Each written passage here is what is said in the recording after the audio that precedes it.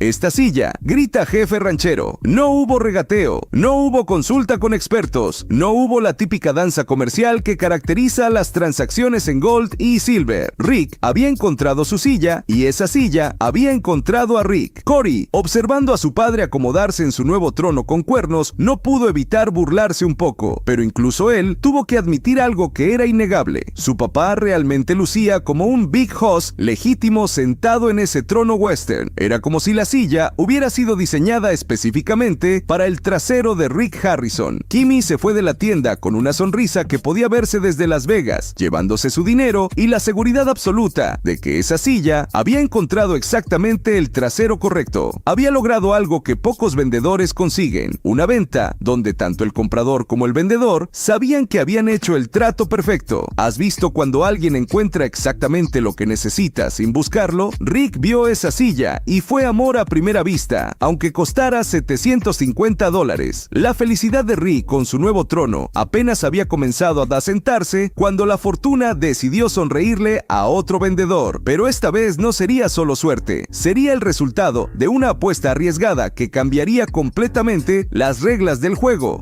Porque al final del día, en el mundo de las casas de empeño, nunca sabes si la próxima persona que cruce esa puerta traerá una historia que valga la pena contar, o simplemente una historia que valga la pena escuchar mientras educadamente le dices que no. En este negocio, como en la vida, a veces lo más valioso no son los objetos que se compran y venden, sino las historias que los acompañan y las personas que se atreven a apostar por lo desconocido. ¿No es eso lo que hace que cada día en Gold y Silver sea completamente impredecible?